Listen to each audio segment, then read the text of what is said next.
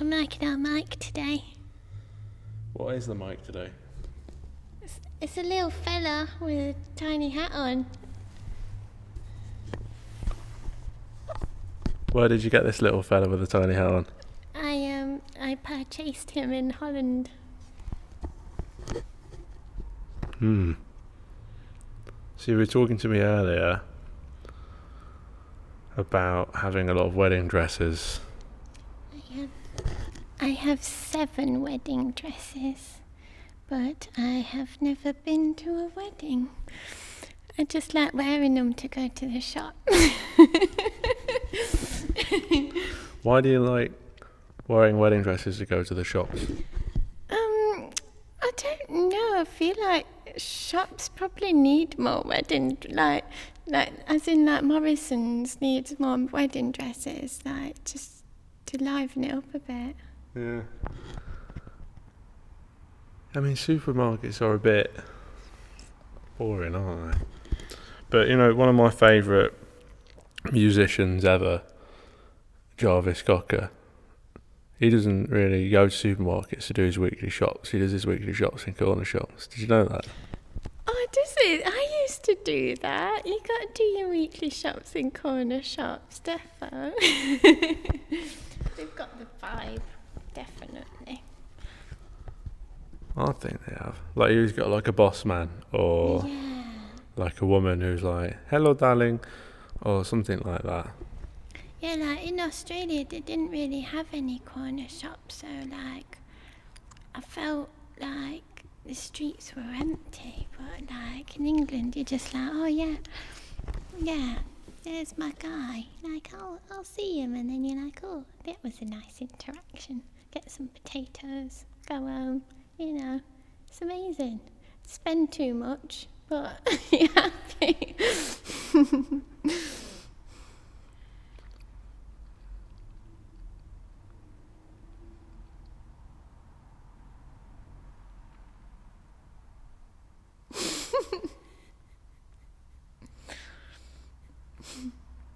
Pondering. I was thinking about today, and I was thinking about how we should just sit here and try to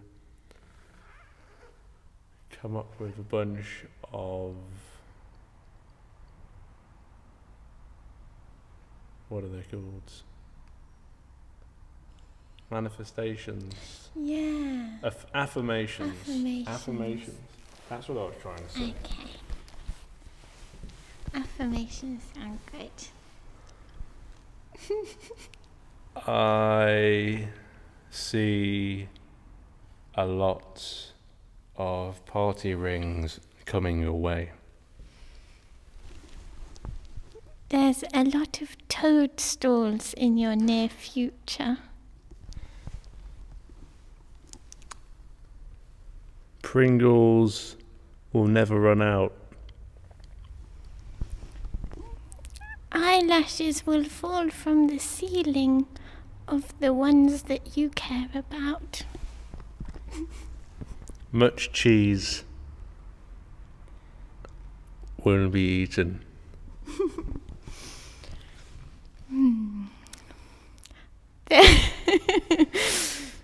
There will be small munchkins everywhere you look. Are you a munchkin? I hope so. Yeah, you kind of give a munchkin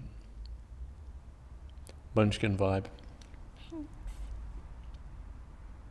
Do you think I'm a munchkin?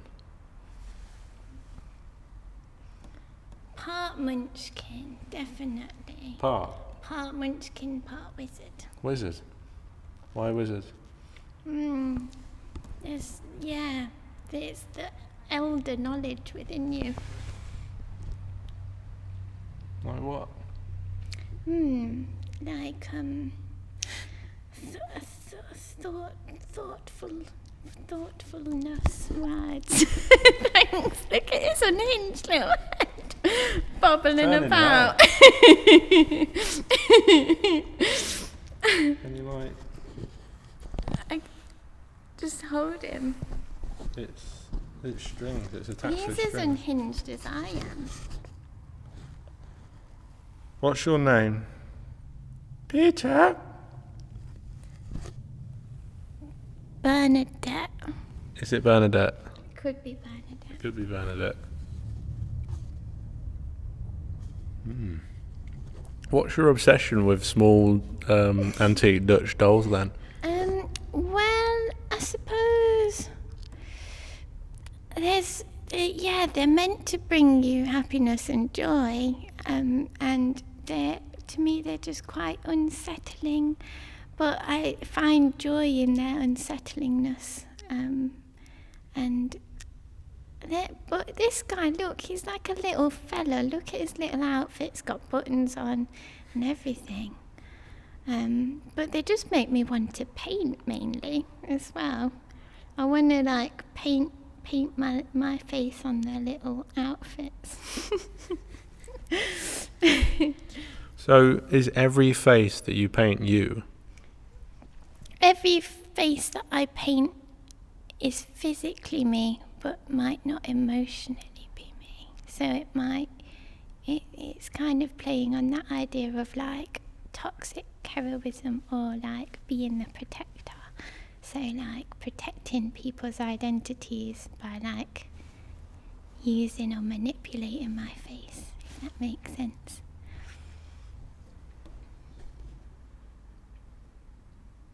I think it makes sense. I mean, I often think of myself in other people's shoes, and I suppose I have my face, but I'm not me, I'm them. I don't know. Does that make Yeah, that makes sense. that make sense?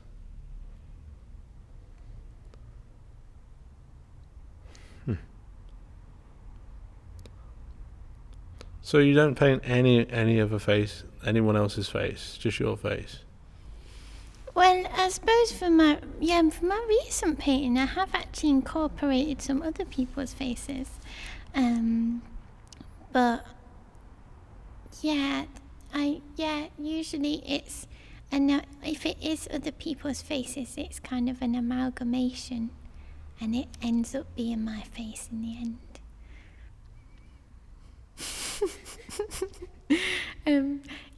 It's like I can just muck about, do anything I want with my own face. But like, so like I can, oh look at him, he's so unhinged. I can't believe that I'm in this big beautiful church with these tiny creatures, and just by myself really, apart from today. So we're in this church, and you've got these small dolls, and there's other strange anthropomorphic artworks, quite lifelike, sort of half droid, strange things. Does that freak you out a little bit? You know what? I thought it would.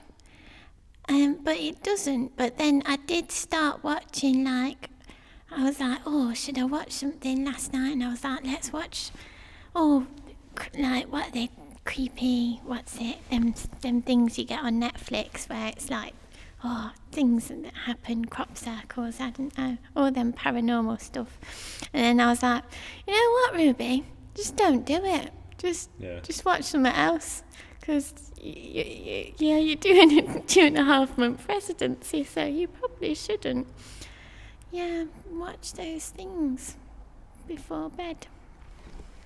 I get really, I don't know, I kind of like creeping myself out sometimes and watching something quite weird at night, but nighttime's an odd place, an odd time, where if you mess it up, it can really wreck the whole next day, but it can make your dreams really cool and unusual, which could feed into your painting practice.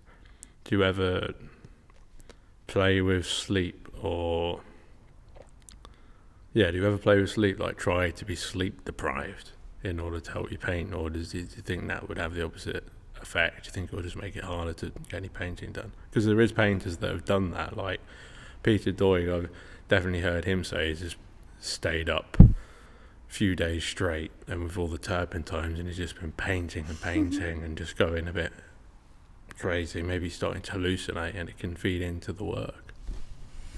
Well, no, I'm a proper I'm like a 10 o'clock bunny. So like I like fall asleep. Yeah, I'm like, I need my sleeps. But you know what? Maybe I should try it.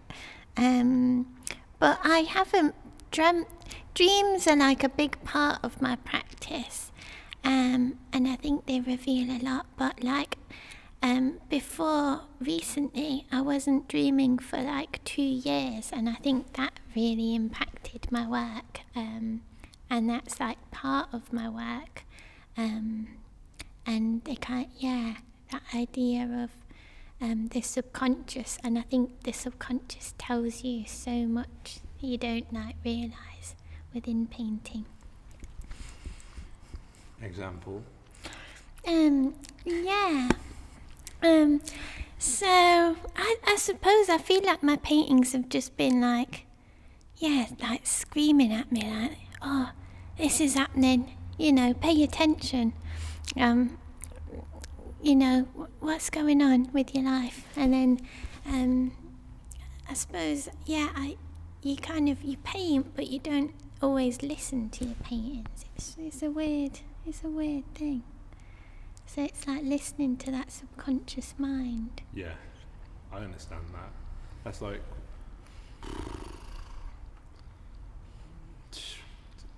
in hindsight, it's easier to figure stuff out in hindsight, but when you're in the moment, when you're in the process of painting, maybe not so much, but then you stand and look back at it, maybe even after a few weeks, and then you see something and you're like,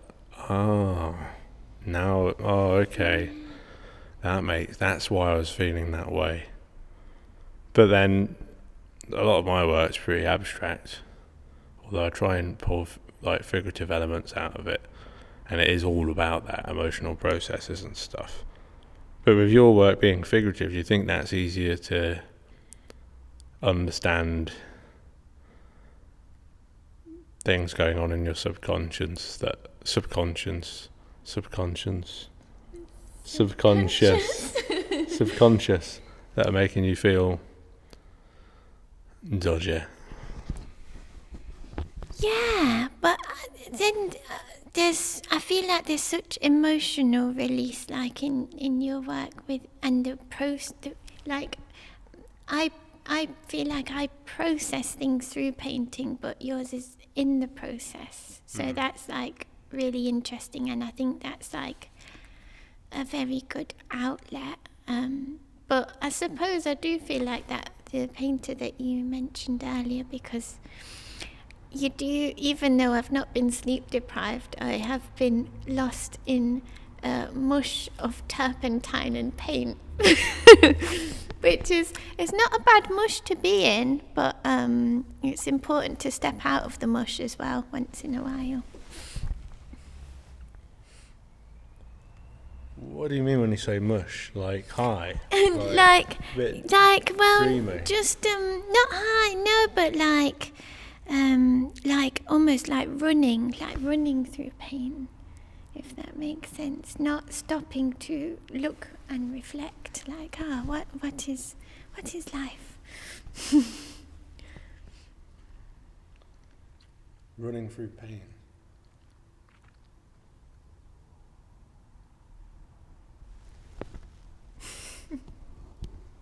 So literally just like in the process, lost in the process. Yeah. I love that. I love being in that. It's like the flow state. Yeah. That's my favourite place to be. Although also, I don't know, it's definitely, it's one of my favourite places to be. Like, it is like running a bit as well, because when I'm running, you see the complete transformation from the negative to the positive when you start to get if it's a short run. If it's a really long run, then it can make you feel worse, because you're like, I've got to keep going. But like, you know, a short run, you get home and you're like, I feel so good and so energized. I want to like attack the day. But I don't know if that's really how I feel after painting and being in the front. It could probably take it out of you a bit. It's like, because it's such, especially if you're like pouring all of your emotions into a painting. It's like after therapy, isn't it? Where you might feel a bit drained. You can feel good. Like, I mean, feels really nice to be really exhausted sometimes after a lot of hard work. But it's still exhausting and like can flatten you out, and you're just on your bed and you're like, you know, when you can't get up because you're that tired. Do you ever feel like that after being in that flow state in the process of making a painting? Hold the boy. Hold the boy. He needs holding, little fella, little chapstickle. Yeah, I definitely, yeah, I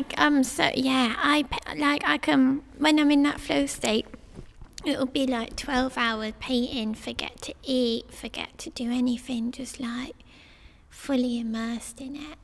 And then, yeah, obviously when I stop, I'm like, damn, I am tired. I need to like, yeah, and I usually I mean, I have all the emotions when I paint, but yeah, like, I feel like, yeah, you have like love for the painting, joy, but sometimes I can cry when I'm painting as well. It's, yeah, definitely, it costs everything, but it's worth everything.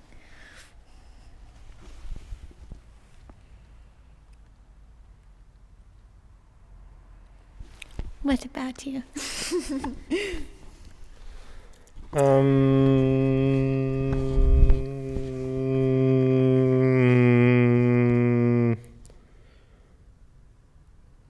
Costs everything, but it's worth everything.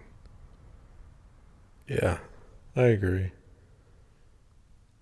I haven't been painting very much the last week or so. I've just been trying to write, and I find that process quite difficult with all of the distractions around, which made me aware of all of the distractions that I have around me, which is good because it made me aware of it. So then I started switching my phone off and grayscaling my screen so it didn't look as appealing, and get on focus mode on Microsoft Word so I can really focus on what I'm writing. Still was hard, but yeah, I've not been painting as much. What did you say again? It costs everything, but it's worth everything. It costs everything, but it's worth everything. Yeah. I mean, I love painting. Yeah. Yeah. Well, yeah, like, when I'm not expressing myself, I feel weird. I feel very low. When I express myself, like, I have to do it, like, I just say weird things. Like, I'm just in the studio or anywhere, and I'm in the car, and I'm just like, or like, just like nipples, or like whatever just pops into my head. I have to express myself. I have to get it out. Like little pockets of like burps, the like pocket burps. Yeah. Burps in your pocket. Like little pocket cups with pocket burps in them. Cups are great. We should have got. I've got little pockets. I could have. Shit, I've got a bottle. With mugs. Give me the bottle. This is my. Oh no, but there is a bottle there. Bottle pocket. Okay. Right, I can continue now. Okay. So, yeah, I think, yeah, we were talking about this earlier, weren't we? That like idea of like just being unhinged and being yourself and like being authentic. It's like, it's so important, but it's very difficult to get to that stage, I think. And it ebbs and flows. But painting, yeah, I get super low if I'm not being productive. So like, and painting's sometimes the only place where you can tell the truth, even if yourself doesn't know the truth. It's like flowing through you, like transmuting these ideas. I don't know if transmuting's a word, but sounds like one. It is a word. I don't know what it means. I don't know. I think it's that You word. can use it if you want. Yeah. You can give it whatever meaning you want. In different contexts, different words have different meanings. Yeah. So you can use the word transmuting to mean whatever you want. That's true. You Yeah. can change it to transmutant, and then it's a different word. Yeah. Exactly. Ooh. Mutant Ninja Turtles.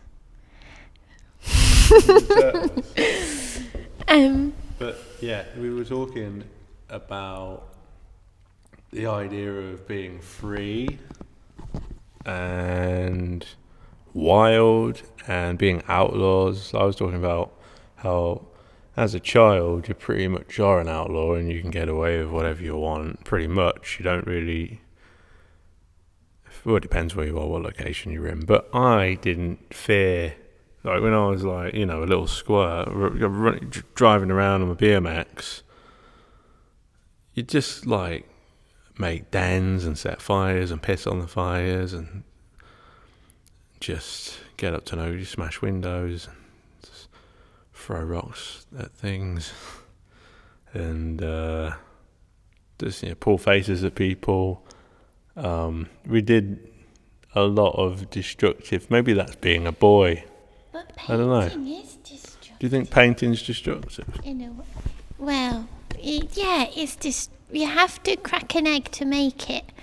A wise man called Gino once said to me, so you have to destroy in order to create. Sometimes is the process. But yeah, I think that's what I'm, being like boundless. And like when I was little as well, I used to go to school dressed as a cat. And then, no, why do I not do that anymore? Well, yeah. You're an adult. I'm an adult, but why not? I could still dress up, don't you? Yeah, still dress up.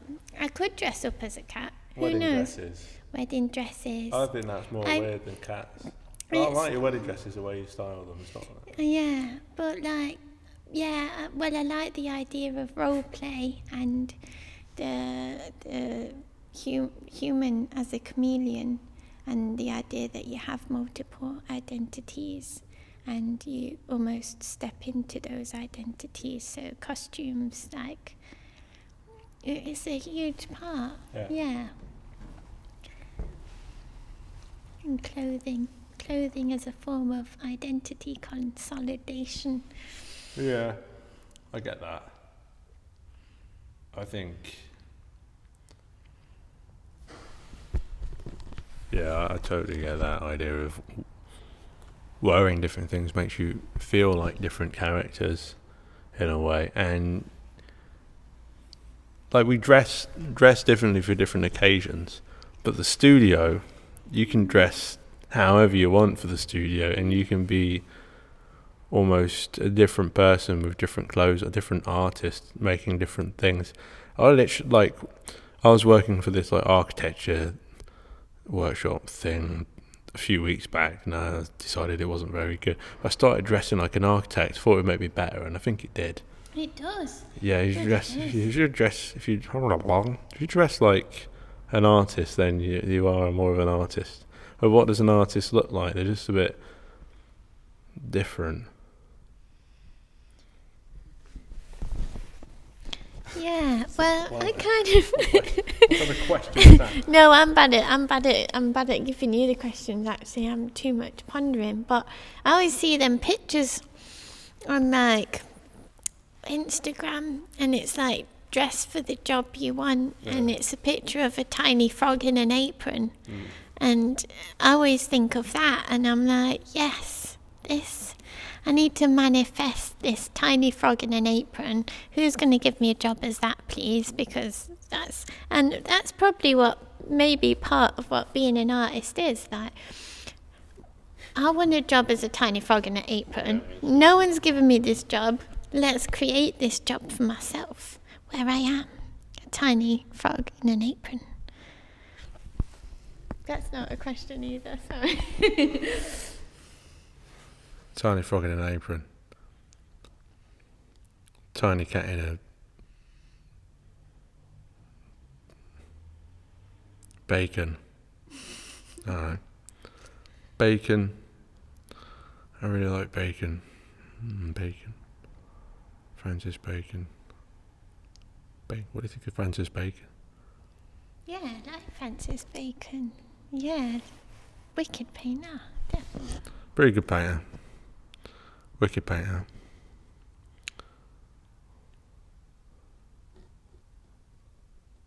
Bacon. Sizzling.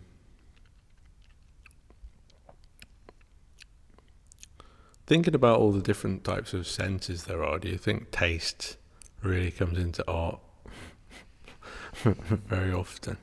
Because I've been thinking about the whole sensory system writing this book I'm working on, and I feel like food is art, because that's what we were also talking about just really, really savouring everything, every like moment, and how sometimes there's shame in that, like savouring, like getting lost in dancing and actually enjoying yourself. Some reason there's shame in that because of past events or whatever. Like you can feel guilty sometimes for enjoying things because other people can't enjoy things, or you feel like other people are missing out, or whatever reason, or like you're just out of practice of enjoying things, which is easy if you work a lot. Like, yeah, or you're just thinking about the next thing, so you're just eating the food.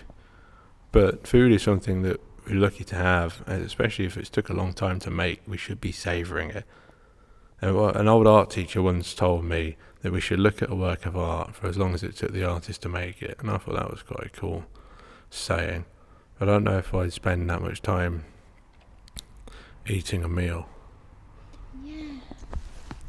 I think it's so, it's like life's too short not to see the glimmers and like notice the, like, I don't know, the way that the sunlight hits the dust sparkles.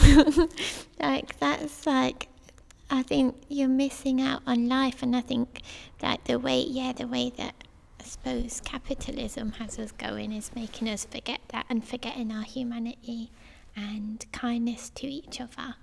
And I think that's a big part of, that's what life's about. It's about spreading that kindness, like, and like if you've not experienced kindness yourself, then it's important to maybe try and push, if you can, to give that to others if you're in the space to do so that there's more love in the world, not less. I like that. Give. But what about taking though? Shouldn't we be taking as well? I don't think enjoying things is taking. No, it shouldn't be. No. I think I think you share that experience. If someone is serving you food, then maybe they enjoy serving you that food and they enjoy seeing you enjoy that food. And it's like a whole shared collective joy. Especially if you're in like a restaurant, and then we paid for the meal and they're all getting paid, and hopefully because we're all exchanging smiles, everyone's having a nice time. I guess if you're in McDonald's and you work there and you're getting shouted at, then maybe you're not experiencing as much joy, unless you're having like little dances in between with the colleagues and stuff. I guess the colleagues can make it, managers and colleagues that are good can make it better. how do we enjoy life more when it's like, how can we enjoy like the everyday more? I think that's what I'm trying. Like, we can't be happy constantly, but how do you think there can be more joy in the everyday? Because everything can't be extraordinary all of the time, and if it was, then it wouldn't be extraordinary. Yes, you're so right, and you can't pour from an empty cup and think if environment is everything.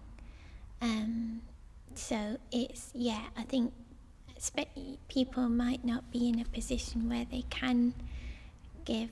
So there's so many different modes of like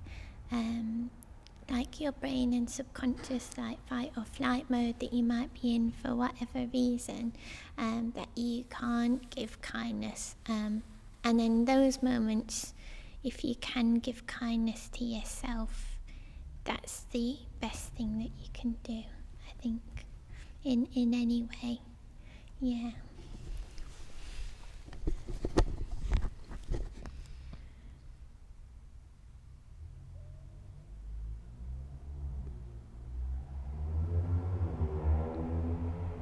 I agree. I was just lost in this little chap's eyes. Got little peachy cheeks. Peachy cheeks, peach cheeks, peach cheeks. Yeah, well, when people don't have a lot of energy and they are, in those pools of apathy, in the throes of depression, it is hard for them to have the energy to give, or they might well be that way because they are giving everything they've got to someone else and they're not being kind to themselves. And being kind to yourselves isn't like,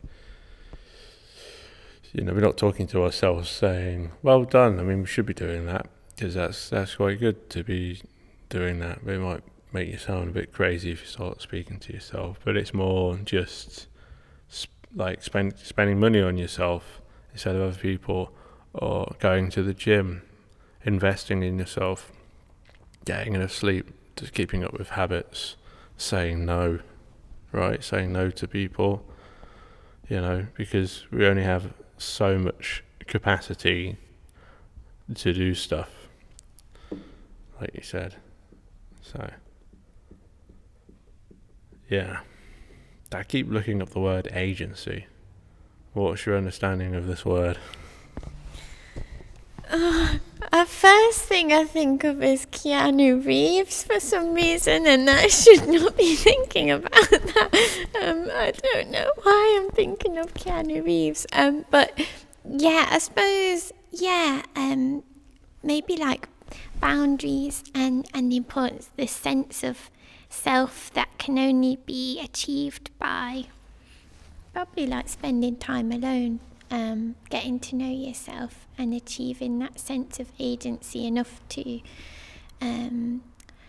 what's that word, like, accommodate for yourself and make room and make space and be like, like you said, saying no when you need to, being like, I need time to do this when you need to.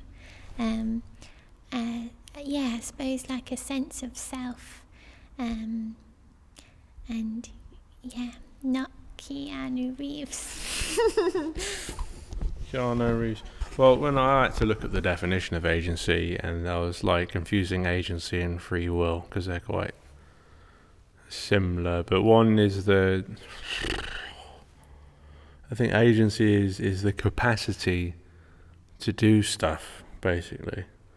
Agency is the capability of being able to take action or something like that. So it is affected by how much power and resources you have. If the more power and resources you have,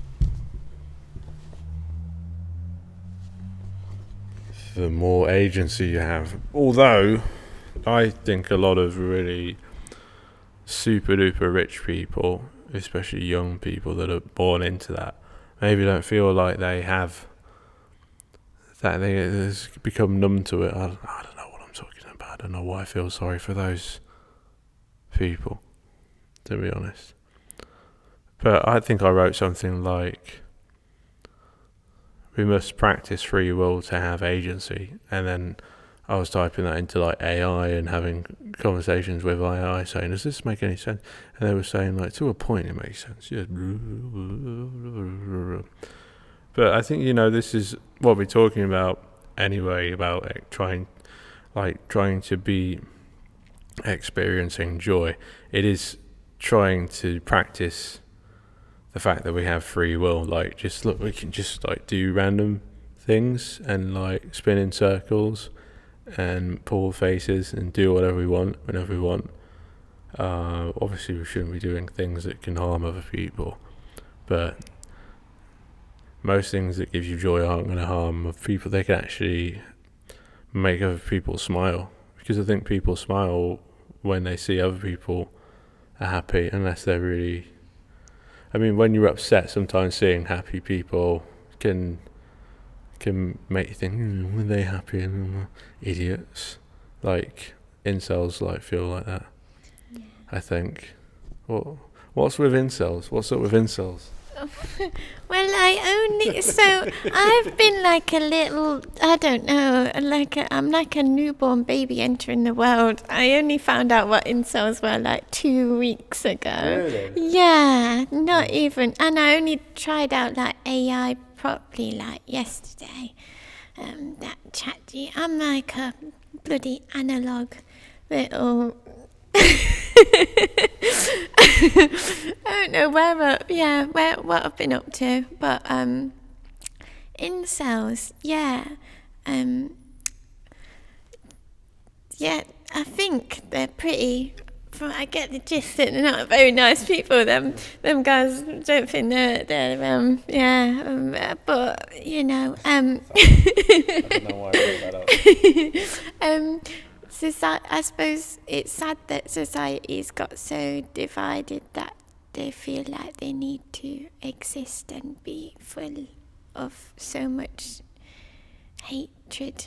So I think that needs to be combated, and everybody gets so segmented, especially with the internet, and then they get into their like algorithm bubbles, and then they get more segmented, and then it's like, oh, all these things are backing up my opinions, and when actually we all need to just talk to each other and be like, oh, you're human, I'm human, let's talk.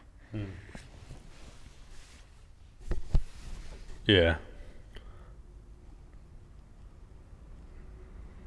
Well, we are all human, and I think we all have the capability to become like that if we're not careful, if we become too isolated and too involved in these online forums and communities that are echo chambers.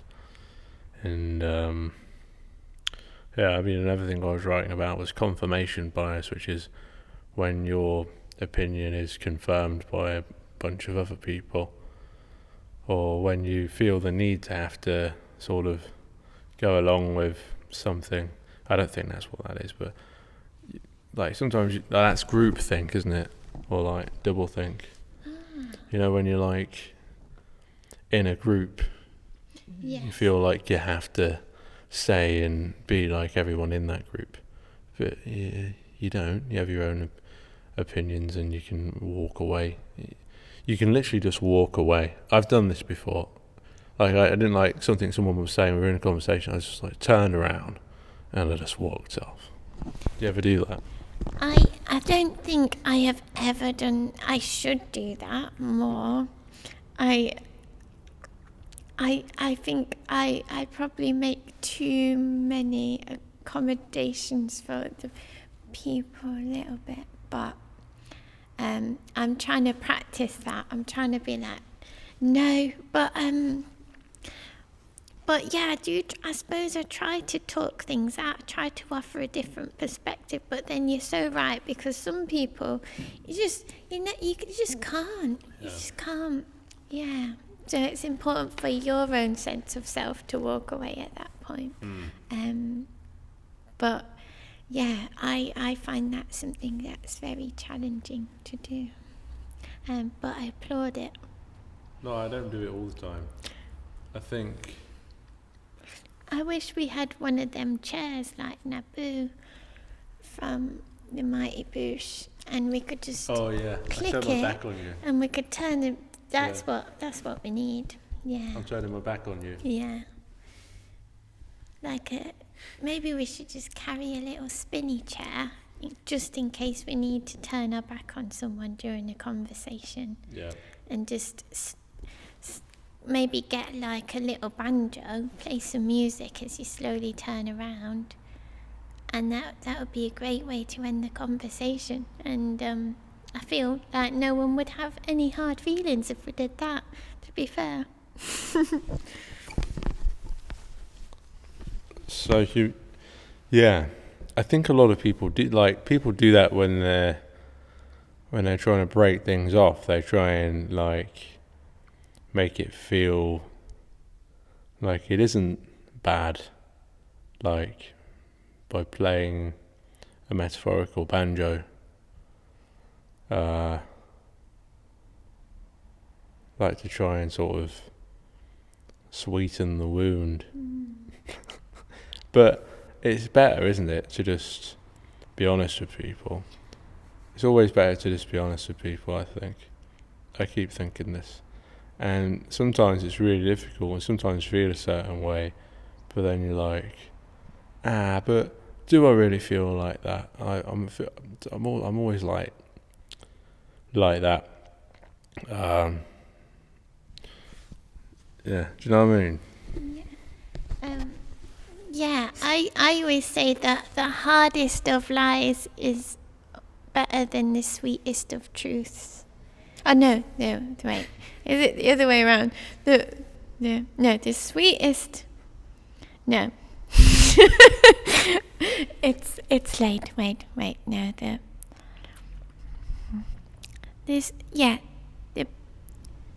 sweetest of lies is worse than the bitterest of truths. No. Isn't it something like... Basically, it's so important to be transparent. Like, it's better to have like a hard truth than the sweetest of lies. Yeah, you want like the truth is better than a lie every time, even if it's a sweet lie. That's what I mean. What's a sweet lie? Like, I feel like, like when you say people are trying to like not hurt your feelings or something, so they just won't say it, or they're like avoid it. But I'm like,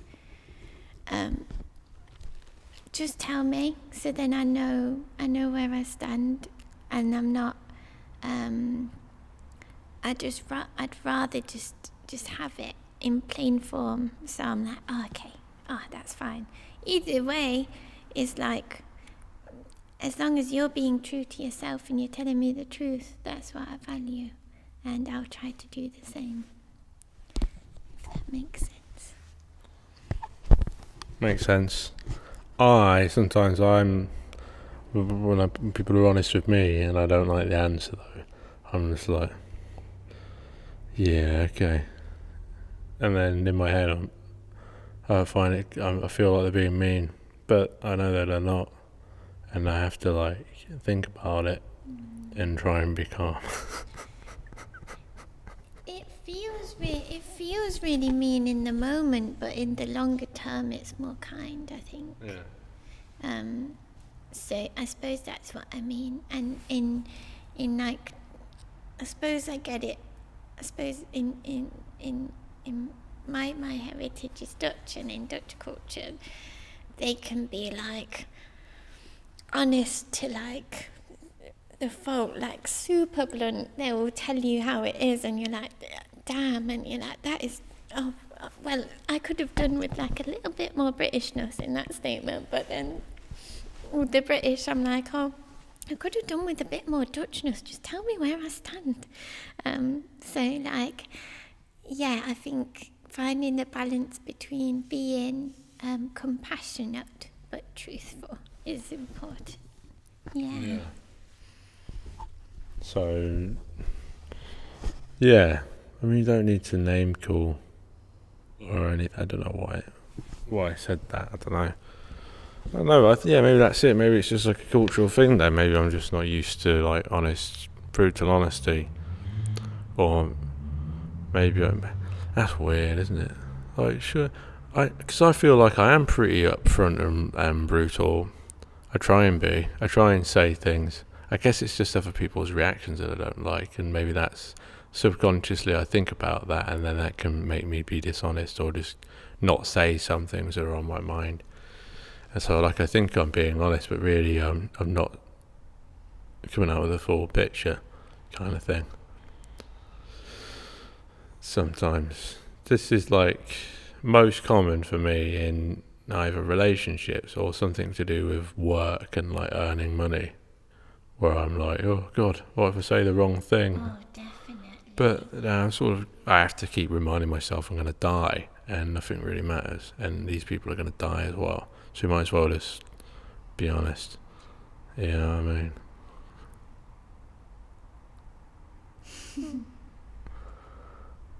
Do you know what I mean? So yeah, I feel like you just need to just be authentically you, and that's what I'm trying to break into. And if they don't like it, then it's not good to be around, because you need some to be around people that value you for you, whether that's friendships or in a workplace or anywhere. I think we need to get rid of these like masks in our society, and I think like embrace our humanity more, because what is like being professional and what is an office and what is a suit when we all came from like wild meadows, if that makes sense. Yeah. And we should be under the stars and by the sea and looking at the moon and being beasts. I wholeheartedly agree, and I like the idea of like druid camps and naked fire dances and stuff. Also, that stuff can kind of freak me out, but yeah, sometimes I like the idea of a suit, but more as like a costume than something that constricts me, that makes me into some kind of employee. Let's say employee like a beatnik, but that's not really what beatniks are. Beatniks weren't really turtlenecks, sort of. They're more conservative than cartoons will have you think. Like Jack Kerouac was a pretty conservative person, I think. Do you know much about beatniks? I should know more about beatniks. Yeah, definitely. I know I know Marilyn kind of like swung towards that side, and she tried to be like taken more seriously as an actress, but in that era it wasn't very responded to well. But I should research more about beatniks, to be honest. Yeah. I'm not an expert. No. That's the only one I know. Yeah, is that the only one you know? I don't really know him. Yeah, I'm terrible. I ordered one of his books from a local bookshop, and I've been into this bookshop like 2 or 3 more times in the last few months, and I've not been there for like a month or two because they ordered it from America and they've still not got it in. And I'm starting to get a bit peed off. And I decided, because I didn't order it on Amazon, I thought, you know what, I'm not going to order it, and I'm going to go to a real bookshop, an independently owned bookshop, and order a Jack Kerouac book, a readable copy, not a new one. But, faff. So maybe I should just give my money to Bezos and, I don't know. You will get that book. Yeah, you will get that book. I will. You will. Really? I manifest it in the air, and and there, there might be little prizes that come with it. There might be you might get 1,000 tiny magic stars from Haribo, just secretly arrive in the packet. That's my affirmation, that you're going to get some tiny stars coming with that book. When it does come, it'll be worth it.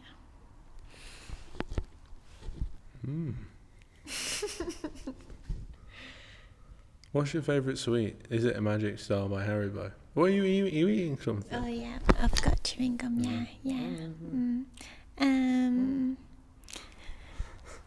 Yeah, I think my favourite. What is my favourite sweet? Maybe like the little cherries. Oh yeah. They're good.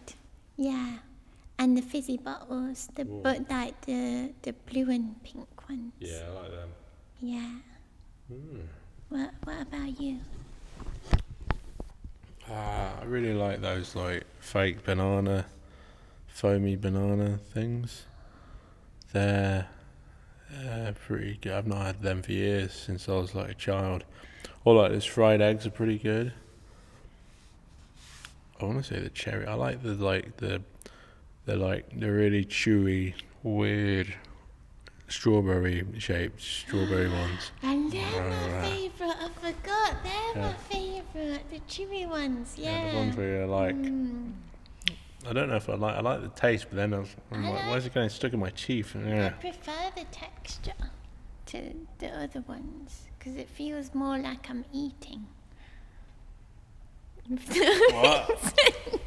Because the other ones is I'm just pretending to eat, and the giant strawberries is I'm eating. I'm eating, mate. Yeah. But also, best thing that I ever got, best gift, my friend was that buddy spent so much, can't imagine how much he spent, right? Got me Freddo as my gift before I left to go travelling. A whole Freddo? A whole Freddo. I know. I'm shocked to this day. I can't forget that Freddo. So, Freddos are up there. If you've seen the wage to Freddo graph, we should be getting paid a lot more than we currently are. That's the best inflation. It's the best. I mean, graph. We should be sending this to the government right now, to be honest with you.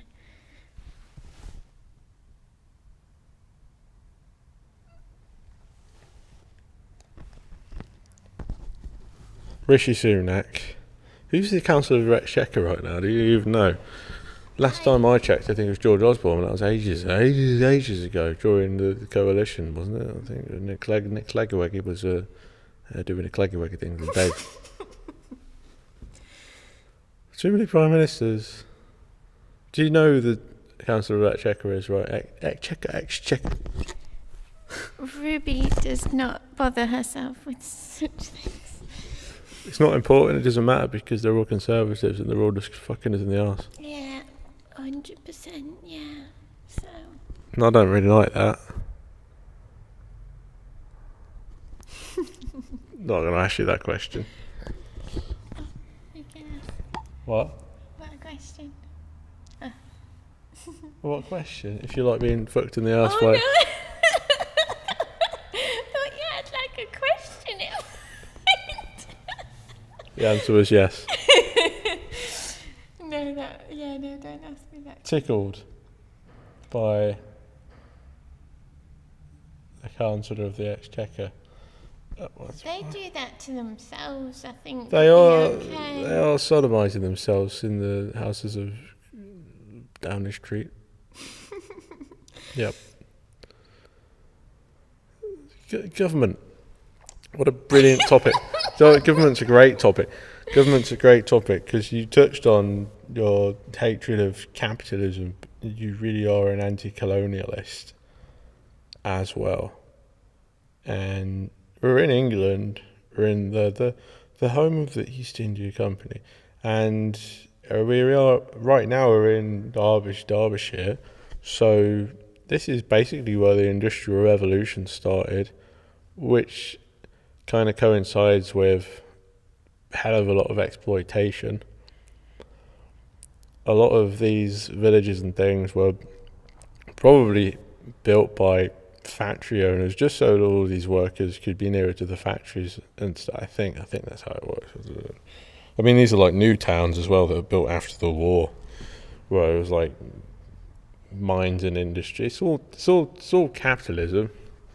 What are your thoughts on capitalism, like generally? I think it's.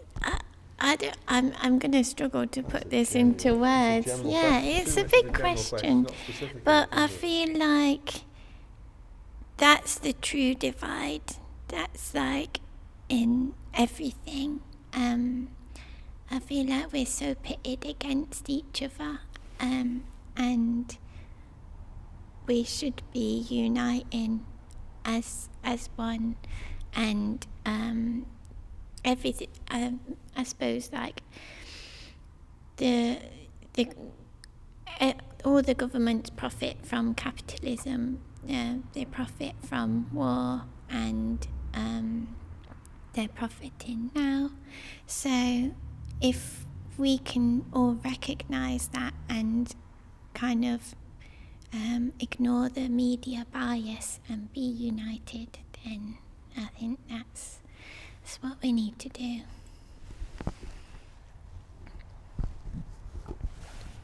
Questioning more and not just taking everything for what it is easier said than done, but we should be trying to do that. I've always said that, because people are so exhausted at the end of the day, they can't be asked to even think about rebelling against it. And I think that's the whole point, right? They work your way down so that you're too exhausted to even be asked to critique what it is they're doing. So we don't even start thinking about it, which is where artists come in. Like, well, maybe I could sacrifice being totally comfortable so that I can spend some time expressing what it is that I see wrong with this world.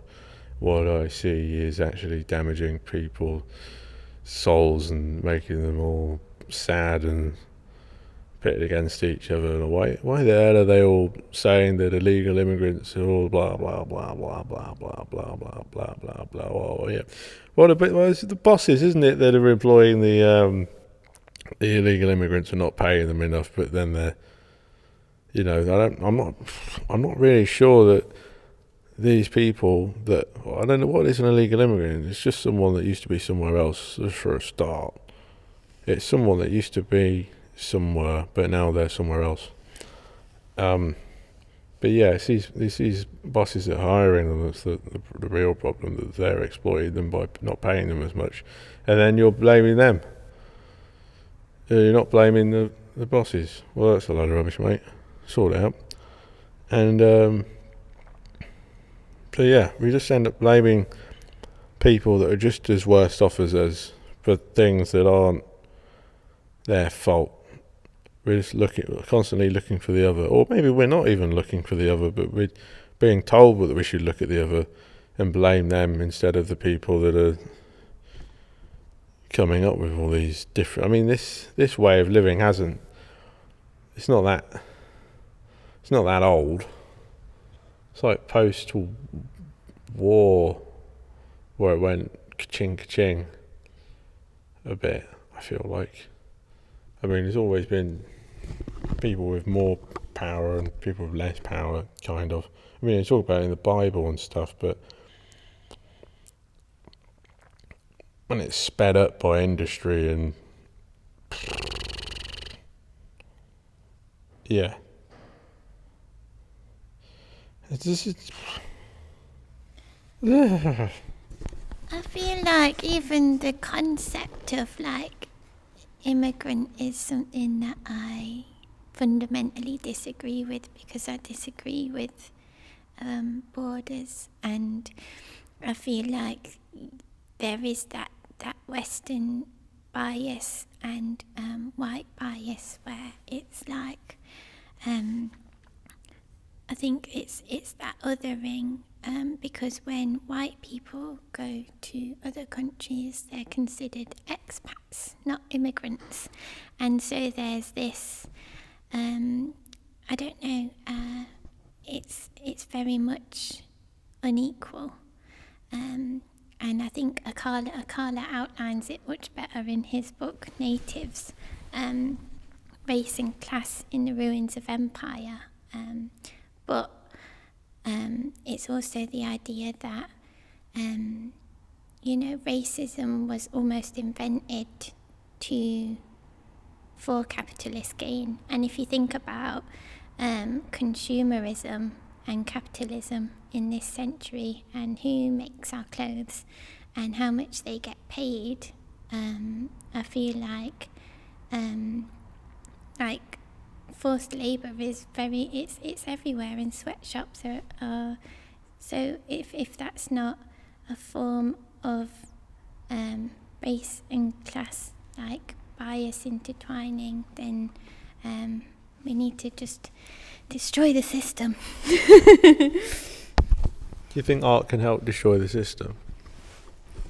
I think it may offer up a mirror or portal to enable people to reflect on themselves and question themselves, their bias. And I think about some of the work by Cara Walker as well, which confronts white people with their internal bias. And I think things like that are really important, and art is power, and there is a reason that our governments are defunding the arts, because that's where truth and authenticity and questioning happens, alongside other forms of artistry, books and spoken word. But we're losing our ways of protesting. I like that example of Cara Walker. I liked her fountain that was in Tate. Did you see the fountain that was in Tate Modern? I didn't actually. Which is interesting because she also did a really big sculpture that was sort of Sphinx-like.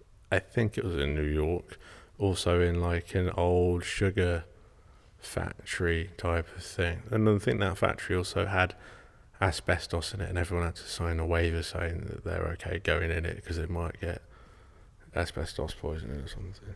But really good artist looking into stereotypes, and also that fountain was really looking at the transatlantic slave trade and its links. It's just links. That's why this country is so wealthy. That's why there's so much wealth here. When we don't think that, it's really hard to see that England had anything to do with the slave trade because it didn't really happen here. So, now we can because of technology, but back in day, it was all overseas, so people didn't really see it. And the way that it's framed in education, we're taught about Henry the Tudor. What's his name? Henry VIII. And that guy. See, it didn't really sink in. To the Holocaust, and Britain's always framed as the kind of hero, I think, in this, and you're not told about any of the exploits before that, and in fact so many documents were burned, and you're not told about how the Haitian Revolution or any of these things I'm not that I need to be much more knowledgeable about, but also the fact that the British Army, I think it was loaned so many resources from India as well, during its colonisation of India, and you're not told about how much Britain has profited from its colonisation, and but also the knowledge and the resources that other countries have given. And I think that's fundamental in understanding in your like core value as a human being. If you're not from England, and you need to know about like all the knowledge and the art and the beauty, and all the things that you brought here, as an empowering thing, and I think Britain is seriously lacking in its education on that matter. Do you think that's on purpose? 100%. Ooh. I think it's on purpose too. I don't think we'd all start hating ourselves if we actually knew the truth. I think it would be a good thing. I do know that, I don't know if it was the government, or something to do with the government, where they started tearing up like evidence of like I don't know why they even recorded the fact that they did certain bad things in the first place, but they seem to have done that even back without cameras, just writing down. They just did a lot of dodgy stuff. Very odd. But I think it's that groupthink thing again, where if everyone's sort of thinking that it's okay, then maybe then they're thinking that it's okay to do these really dodgy things that they're doing. It's not.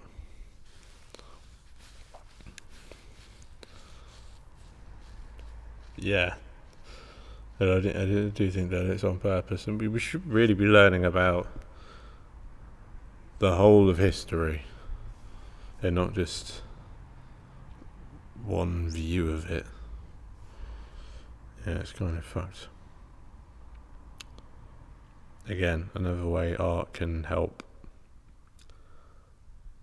by just, sort of putting it there for you to see, right there.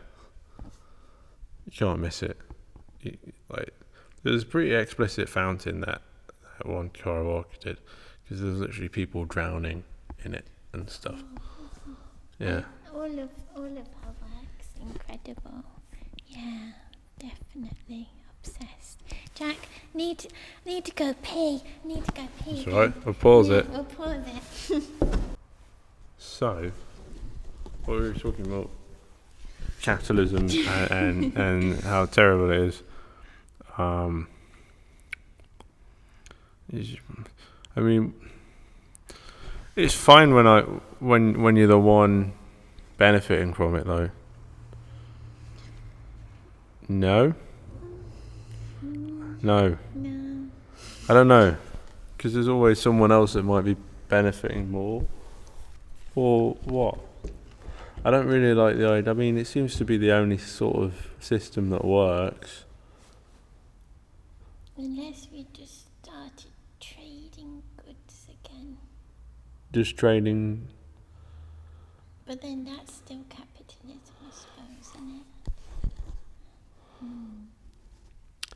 it? No. Because it's more about owning the means of production, and like one person owning the means of production, and then everyone else just sort of coming in and working for that capitalist, whereas everyone else is just a working class person. I mean, I don't really like that definition, because but in Britain, class is just weird. It's complex. It's very, very complex. It's a strange issue. I'm sure that we'll be talking about that even more over the next few months. Do you want to talk about that? Or is that something we're keeping under wraps? We'll keep it under wraps for now, Yeah. Zip. I wonder what that meant. Anyway, we talk about, we just talk about class and stuff all the time, and gender. like, I don't know if I agree with the idea of gender being a social construct, but I kind of do agree with that at the same time. Yeah, it's a weird one. It's like, I feel like, I suppose I'm like thinking, it's the only time that I've thought about my gender in a long time recently. It's weird. I think, I've always like grown up around like men. Like, I've got a brother, and I kind of view myself as one of the lads, but I don't think that I come across that way at all. Yeah, I don't know. So it's weird. I don't know. I just I don't know. I don't feel. I think I very much embrace my femininity and I love it, but I don't know how like feminine I feel. Does that make sense? I don't know. It's strange, isn't it? But then, Do you think that's just because of stereotypes to do with what femininity even is? I just think of. I'm just like, yeah, you're right. It's just me, innit? It's just me existing. Yeah, we're all just existing. Yeah. So there you go. So that's. It is a social construct. I just think. It's all bollocks. Yeah, I'm just like, We're all just people, all just shitting, eating beings. I'm just like, you're right, yeah. And then looking at me, I'm like, you're right. I don't. But then I think you become aware of. It's like you're made to be aware that you are a gender by others rather than yourself. And that's and I suppose that internally, like processes and stuff. But like, it's like I feel, I always view myself as like this little old painter man on the inside, like just this little goblin that paints. That's how I view myself. But to others, like Mole Man now, Simpsons. like a bit like my mask. I'm like, just feel like a little painty goblin with like a little beard, and like I just paint. Yeah, he's getting the mask.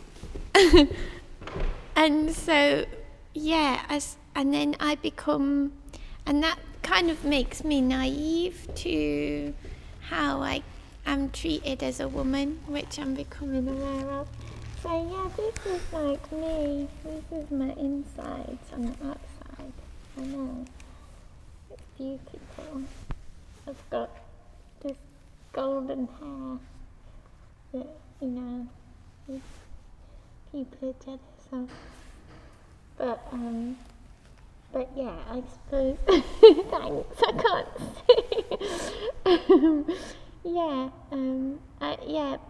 Viewing myself as a tiny painter man on the inside makes me naive to how I am treated as a woman, and I'm increasingly becoming more aware of that. That makes sense. I got to take it off. Oh my god. There you are. So that's the painter who you feel like. That's who I feel like, yeah. On the inside. Okay.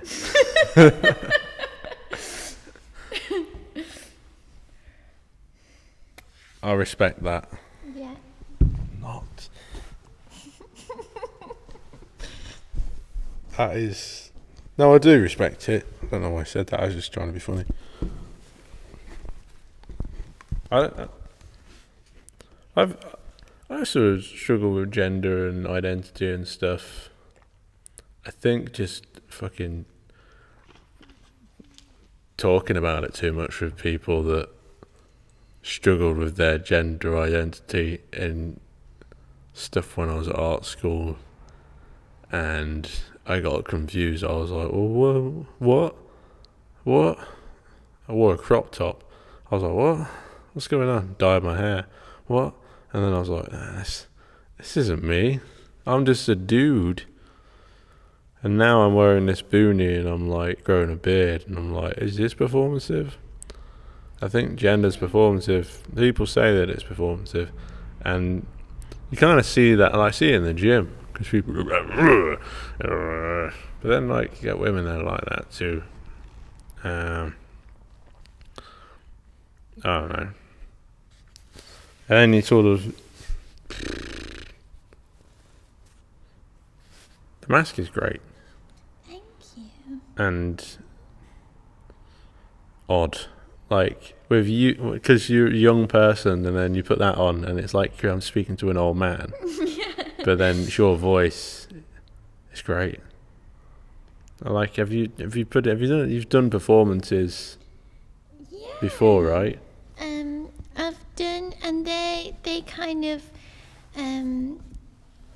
they are influenced a lot by burlesque, I think, and that idea of like stepping into a role or costume, but also that idea of kind of like empowering.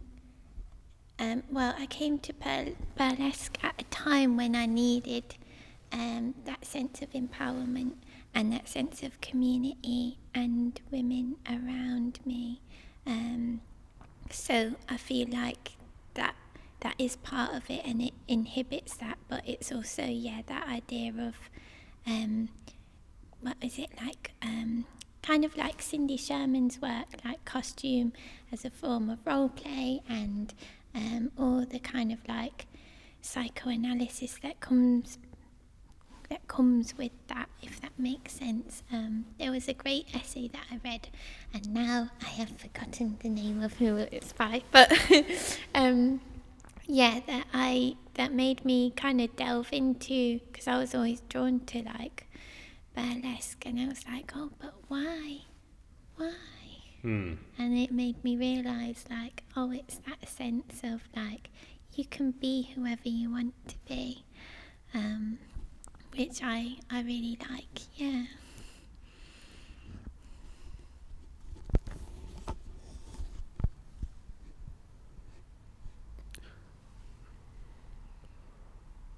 I think it's hard. Maybe it's harder to be whoever you want to be when you're not on a stage. I mean, like Shakespeare plays were everyone was just played by men, weren't they? Yeah. So I feel like in the theatre, and maybe they've been playing a bit longer than we've been playing, especially in England. I mean, drag's really popular here anyway. I mean, they kind of take the piss. I mean, sort of can feel a bit homophobic sometimes, the way that drag is done, especially by like straight men doing drag. I mean, not a lot of straight men do drag, but they do sort of like, I'm just thinking of Little Britain, I think. That's Which is Little like, Britain is very problematic in many ways. it's very problematic and very funny at the same time. But then I'm on the fence about certain things like that. But yeah, I can see how it's negative. What am I trying to say? But yeah, that's good about burlesque and helping you feel like you can actually express who you are and be different people or different versions of yourself. And I think a lot of it is about that. What my performances play a lot on the idea of power and powerlessness and silence and perceptions, and who is really in control, is, and kind of like breaking the fourth wall, and I suppose like manipulation in some way, and the manipulated, and kind of like fairy tales, like the heroes and villains being intertwined, and we're presented with these clear binaries, but in real life it's a kind of combination of all those things, and you can't really see power imbalance when you're in it, if that makes sense.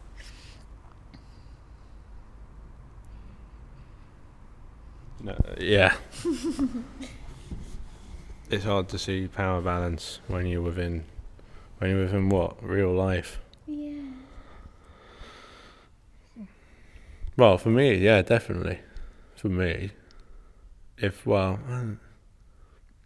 yeah, maybe for anyone. When you get used to it, this is the way things are, you can't change it. But of course you can. What did you say, the fourth wall? The fourth wall. What exactly is that? I feel like I've heard it before. Yeah, it's kind of like the idea of like you know when you interact with the audience as like I feel like I'm explaining it very poorly because there's loads of things that are written about it, but it's like the role of the audience, and within my own work I try to the audience play they are the performance really, even if they don't realise it at the time. Like it's that idea of being enticed, and Hansel and Gretel, that like inspires me greatly.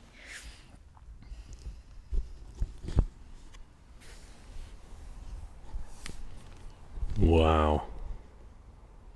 That makes me think of how like, have you ever heard the term, if it's free, then you're the product?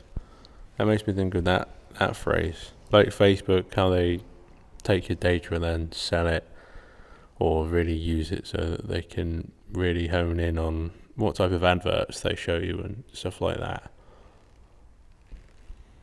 I don't know how that could be linked to that. It just made me think of that.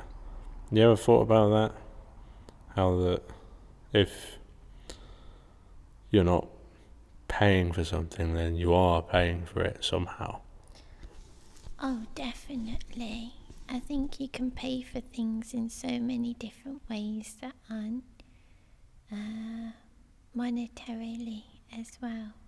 So you could be paying emotionally or physically, or there's and it's like the idea of a transaction, and I think too much is transactional these days. You should give without asking to receive.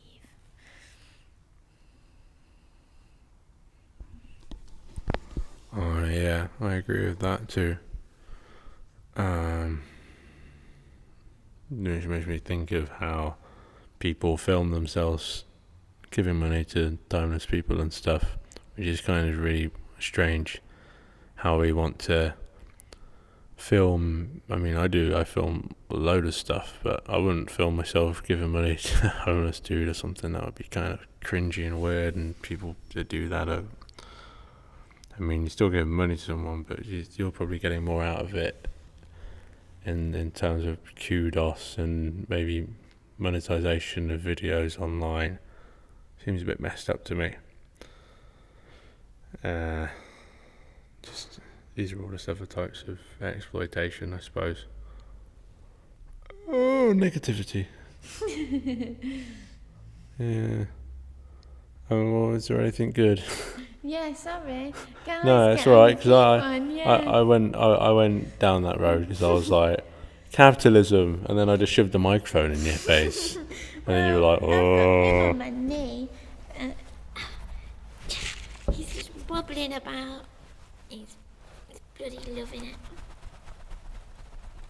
But there's humour. I think there's humour in everything, and there's humour in art, and there's all this deepness, but also it's so important to be like giggly, and because I think that's how we cope, and that's how we break boundaries, and with that mindset to laugh at yourself, be like, oh dear, Oh dear, I messed up on that one. Oh, I said the wrong thing. And like forgiveness that people are not linear. You can change.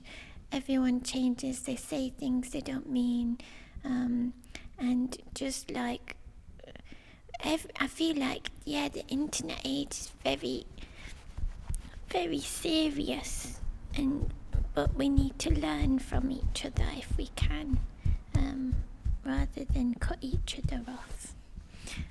That makes sense. Yeah, that makes sense. I think it's fun. Yeah, I mean, there's kind of theatre as well. I kind of find some theatre pretty cringy. Like I went to like an improv comedy thing, and I was just so cringe. But then I was like, no, it's a good move. It's very good actually. That they're not. It's almost like they're not self-conscious, or they are very self-conscious, but they're still doing it. And I love that because I want to be more like that, and I'm trying to embrace more of not giving a fuck. Which is difficult. I shouldn't be swearing in the church. I've been swearing quite a bit. Yeah, Not really. Sorry about that, dudes. Dudes. Christ, man. Christ. Blessed be the, sorry. I got told that your willy it falls off if you swear in a church, but it hasn't, so I don't think that's true. Yeah.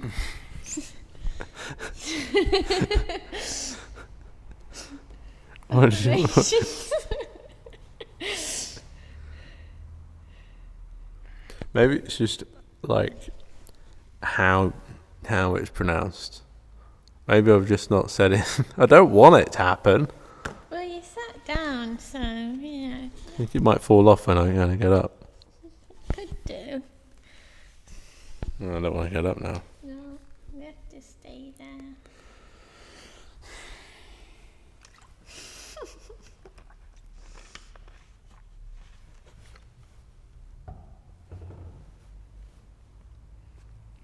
I went to a place called Old Winkle the other day.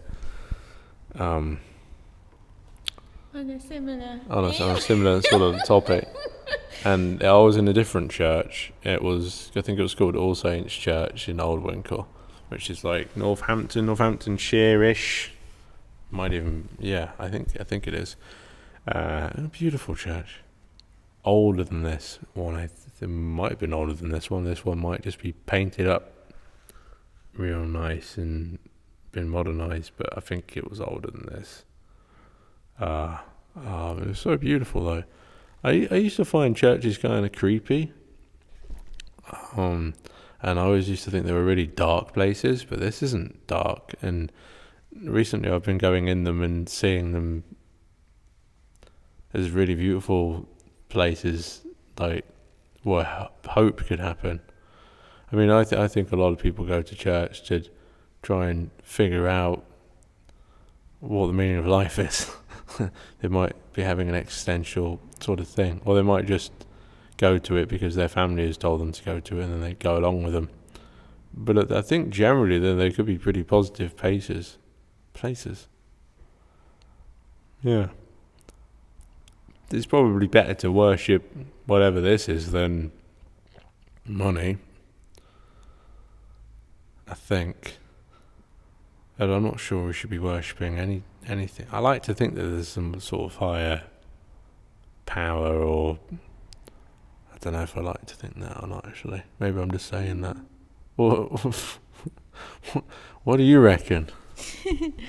I think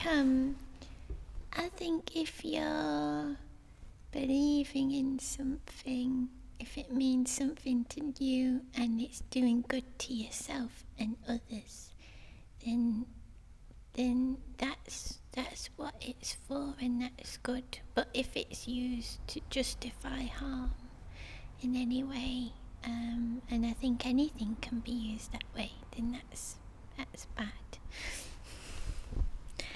Yeah, that's what me and this little guy think. We want to braid his hair. Do it. The breed. It's gonna take a little while to plat though, I think. But yeah. You're getting tired. No, we're good.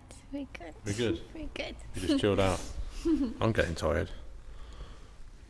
But that's good though. That seems to make it more interesting.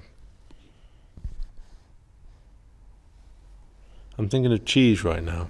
Probably because you've got a painting over there that's about cheese fairies. The boy that gets taken by the cheese fairies, yeah. The boy that gets taken by the cheese fairies, which is a Dutch fairy tale. Yeah, the young and the cars art, so the boy who ate cheese. So, yeah, I suppose it was that idea of, cheese dreams, cheese fairies, but, there's always a sinister element to fairy tales, which I identify with and I like, so, but I'm trying not to go deep again, so we'll leave that one. But I have been likened to Boris Johnson, and it's a self-portrait of me with the cropped blonde hair, and I found that I was a bit like, okay, that's literally my face, so I'm not sure how I feel about that actually. I don't think you look like Boris Johnson there at all. I think it's just people being a bit mean. Like it's just like, oh, that was blonde hair, short, like kind of similar. Maybe. I don't really see it, to be honest, at all. The fairies are the best part, I think. Also, the big belly full of cheese. I like big bellies. I like big bellies for some reason, especially on women. I really like. I mean, it's a boy full of cheese. But yeah, I don't know. What do you think of big bellies? I just think of like pregnant women. Oh, they're Love lovely. them. Yeah, definitely lovely. Well, it's a cycle of life, isn't it? It's like, but I just think that all people are beautiful in some way if they're kind. Definitely. Yeah. This is true. Very true. I think that is true. I think kind people are the most beautiful people. And I think that's got to be it. Like people could, that's the coolest thing you can be is kind. And if you're not kind, what are you doing? What's wrong? What are you up to? What? Well, yeah. What are they up to?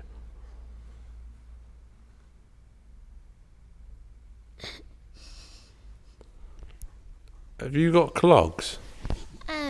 I do have clogs, yeah. You know what? They're not like they're more the Swedish leather ones, but I do want some proper wooden ones, and my mum used to have them when she was little, with like little leather insides. Yeah, I think we should go back. We should wear them. Well, they're probably pretty uncomfortable. Probably definitely uncomfortable, but I mean, let's do it.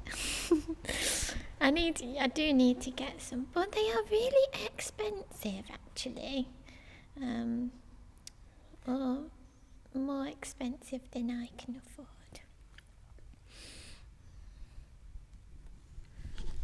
Bring clogs back. Whoa!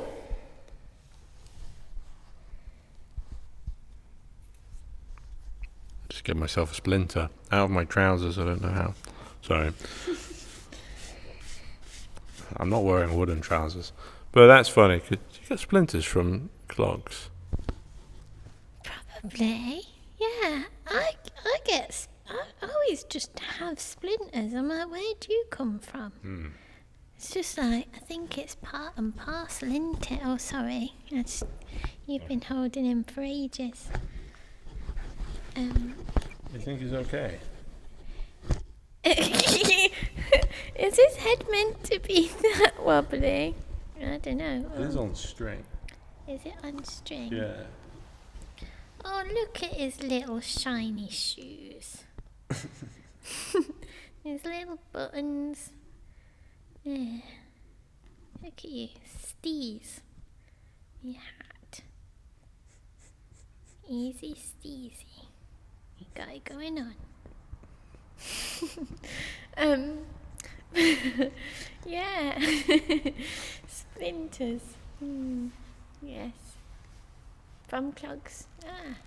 Probably. Would you wear clogs? I've tried them on before. I went to a shoe museum the other week in Northampton. Wow. Yeah. And tried on different shoes, saw lots of different... They have the biggest collection of shoes in the world, I think, or in Europe. Thousands or tens of thousands of different types of shoes from thousands of years old. Pretty amazing. So, yeah, and as an artist, you could go there and ask. I mean, with any type of museum, as an artist, you can go and propose to have a look at their archives, probably, and then you can go and have a look at some clogs. You could even ask or inquire about getting some clogs on loan, probably, if you wanted to. Well, for exhibition purposes, not for like wearing them. Yeah.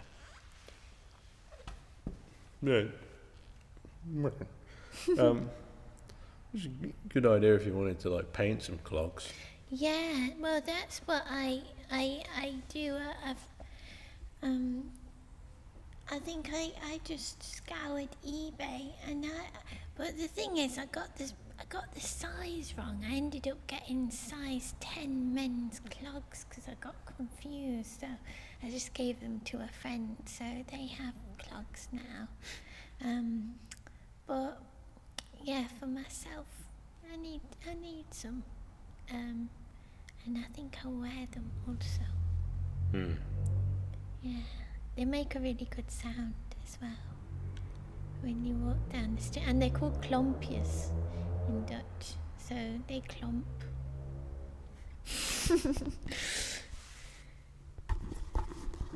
They klomp.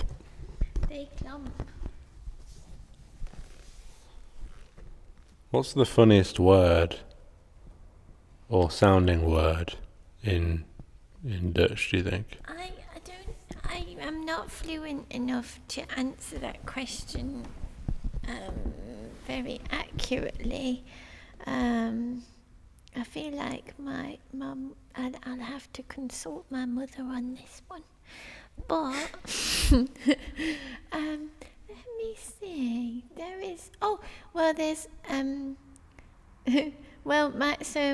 when my English granddad went to meet my mum's Dutch family for the first time, he stayed in Holland, and he opened a fridge, and there was a thing of whipped cream, and whipped cream in Dutch is spelt slagroom, and he thought, what the bloody hell is this?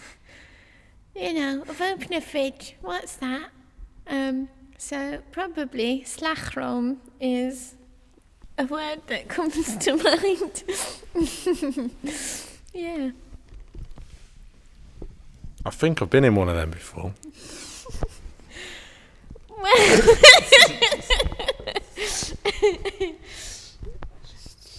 Multiple locations. Fridges or No, slag room. slag room. definitely, yeah. Yeah, no, I have, yeah. You know, so this is a better thing the podcast is a better thing to be doing than being in a slag room. What is a slag room? So it's a whipped cream can. Has it just got loads of whipped cream? It's got loads of whipped cream. What I do is I get in the whipped cream, Yeah. and I sort of just like, I love to like roll around in it. Well, I think that's what it's for, actually. Think whipped cream is for rolling around in? Yeah, definitely. But then, I don't know, because, like, I do know, so, like, there's a thing, actually, if you want to use, like, whipped cream or, like, milk or something, if you're a burlesque dancer, it's better not to use that mix, because, it doesn't end well. For the clothing, eventually, it goes weird. It's not good, so you're better off just, I don't know, find shaving foam, probably, with a bit of something else. There's different alternatives. So maybe shaving foam. I'd like to be in a room of shaving foam and eat whipped cream. Yeah, me too. I'd like to be in a room full of shaving foam and eat whipped cream, or be fed whipped cream from the can in a room full of shaving foam. Sounds like pretty good. I don't know. It sounds like it's weird. I was in the park I don't know if I talked about this last week or not, but I was in the park the other day and it was raining, and I didn't have suitable footwear on, so water started to fill my shoes. And then I started to really like the feeling of the squishiness of the shoes, and I was just like, yeah, I'm just gonna embrace the squishiness of the wetness inside the shoes. And I was like listening to psychedelic music, and I was like, this is a trippy. I feel like I'm on the moon or something. And I was on the grass, and it was bouncy, and I had some squishy screws on, and I was just like really embracing the squishy squishiness. Yeah, I feel To like, say about that. yeah, when you're doing walks and stuff, you definitely get to a point where you're like, oh yeah, you're like, I'm wet now, this has happened, this is happening, let's just go squishy shoes, and you turn into a kid again, and you're like, let's sog around and play, and it's wicked. Yeah, that's what we need. Play is often a word associated with children, but I think that's what artists do. You're playing with lots of different materials and ideas, and I think when we experience certain things like this in life, when things go wrong, but then you sort of embrace it and you just play with it, like a kid jumping in a puddle and thinking, yeah, well, it's like me in the car earlier. I saw a puddle and I was just going to go through that puddle because then I see a big splash, and I kind of just smiled as I went through it. I was like, this is actually really fun. I like going through puddles. I did it in the countryside. I was just like driving down these narrow lanes, and then I come to like a flooded puddle area, and I was like, I don't know if I should go through this or not because I might get stuck and I'm in the middle of nowhere. I went through it. Yeah, you should go through it. I have ridden through puddles on a motorbike, muddy puddles, splooshin' everywhere. Yeah, it's an amazing feeling, definitely. And just be wary that there's no one like by the side of the puddle, or that the puddle is a never-ending hole. You could drown, and you could just go down into like a big puddly hole and go to the centre of the earth, and then meet the centre of the earth man, who probably looks like this man here. I mean, where does this man originate from? Did he grow like a tree out of the ground, or out of your knee like he is now? How did he come to fruition? You know what? I think it did grow out of my knee because I have really weird knees, and some people have likened my knees to Casper the Friendly Ghost's face. I have those baby knees, you know, them face knees. I like face knees. You got face knees? I've got face knees. Wow. So it probably did just grow out of my knee. Can I have a look? Yeah, you can. Do you wait? Whoa. Don't want to get your knees out for everyone on camera, do you? Are you okay with that? I'm okay with getting my knees out. Let's get the ghost knees out and have a good look. Okay, ignore. Oh, I can't really see because they're pretty. They're pretty ghosty. Looks like a knee to me. What is that? That's just pointless. I'm not sure what that bit's there for. They can't even see. You can't even see. You can't see the knees, but Ghost knees. there's just flesh, and there's no point to it. I don't know if I... Oh, that your socks have got snails on them. Can you see any faces in my knee? No, look, see, your knee's outie. What You've got an innie knee, knobbly knee. What is this? What if I go like that? Look. This? If I tense up like that. Is this muscle? I don't think it is. What is a knee? It's very padded. If I fell, it would it would cushion. It would be cushioned. Yeah. It does look like a face. I'm going to put my knee away as well. Put a knee away. Got a treat there. Got a treat there, yeah. Didn't expect to have a little mini show, did you? Yeah. There's going to be a bunch of people now that are really excited to be seeing your face knee. And you're just you're going to get some messages about your knee. I've had a lot of messages about things in the past, but no. About your knees? No messages about my knees. Don't send the messages about her knees. Warning, he's going to bloody grow on you. And then what are you going to do? Yeah. So you get an E-man if you stare at someone else's knees too long. Is that how it works? Yeah, it's basically... So whose knees did you stare at? I've been staring at all kinds of knees. It's a bit... me too. Cat's knees. Cat's knees. Don't even think about cats having knees, really. Yeah, I don't think they do, so that's why you got to stare at them. Wait, do they? Exactly. Dude, what?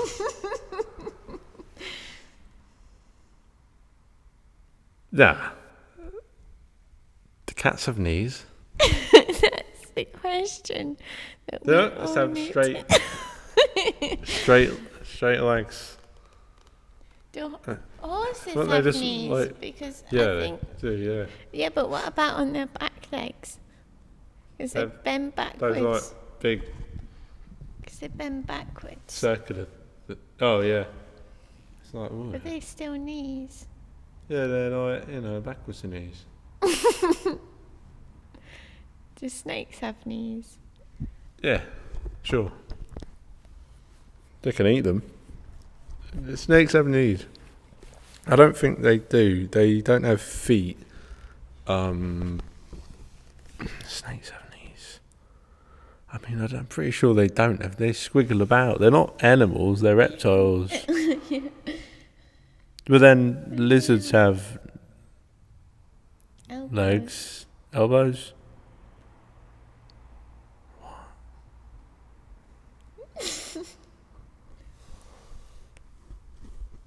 Knees are weird. Some people don't have knees because they've had them took off or they were born without them. Yeah.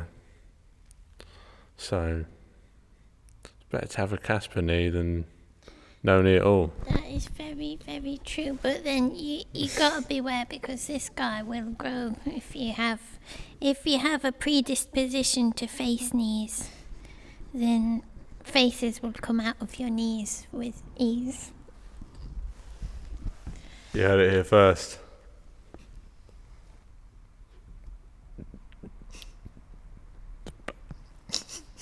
Face knees. That's what I'm I'll call this episode Face Knees, probably. Face knees, capitalism, Carl Walker, fairy tales, cheese, braiding hair of a man on your knee, wedding dresses, never been to a wedding, travelling in South Asia. We've not really talked about that. No. Do you want to talk about that? Well, yeah. I suppose so. What do you want to know? I don't know. I was just thinking about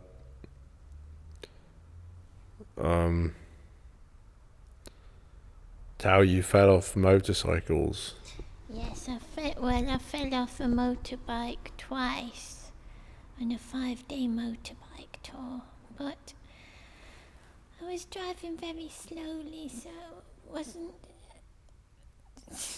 Well, once was on the first day. The first day, not even far from the start, I fell off because I'm a silly Billy, and driving with ADHD is difficult. So probably shouldn't learn to drive properly. Come on. Yeah, no, should I? I'll do it. And we were talking earlier because I want a pickup truck or a tractor or motorbike, and I think those are going to be my modes of transportation. I want a pickup truck too. I guess why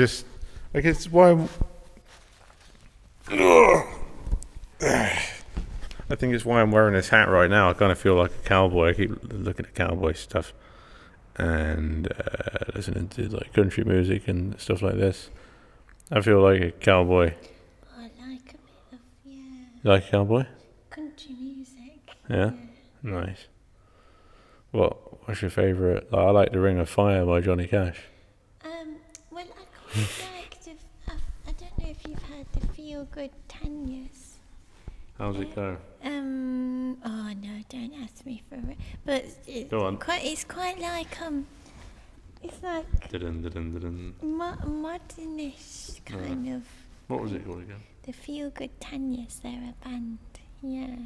They got a song called Waiting Around to Die, which is lovely, isn't it? Yeah. Uplifting. All country music is kind of like. Yeah. I think it's like that pub we saw earlier, the Hurt Arms. Is that our kind of vibe? Where it's like, we're down and I get my pickup truck, I got my cowboy hat and my denim jeans, and I'm feeling down. Gonna try and drink my whiskey, blah blah blah. In my pickup truck to pick up my wife, who I hate, blah blah blah. The Ring of Fire, the Ring of Fire. Da-da-da-da-da-da-da.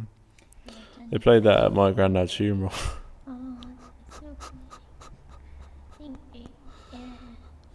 He loved Johnny Cash. Yeah, you gotta love Johnny Cash, definitely. Hurt. And then they played the Walk the Line as well at that funeral. What did they play at my dad's funeral?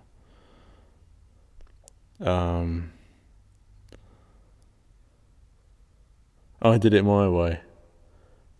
Oh yeah, that's the one I was like, yeah, play that one. I thought that was good because I always just think of like punk, like the punk version. We didn't play the punk version at the funeral, but the version by Johnny Rotten. Where it's like, I did it my way, like that.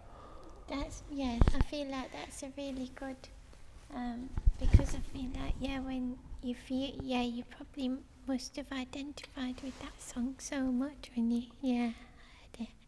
I think they played Nat King Cole at my granddad's funeral, which I was like, his music's beautiful.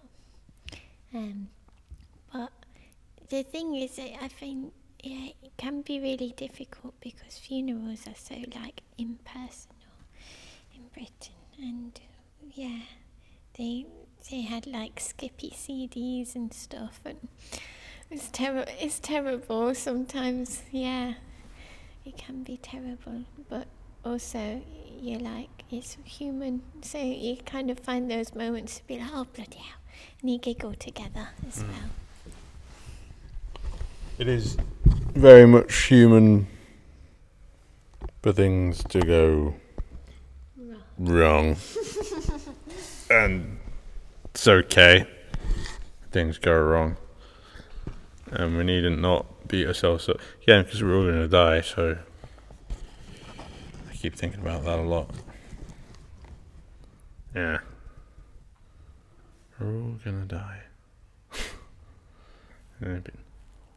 Weird thing.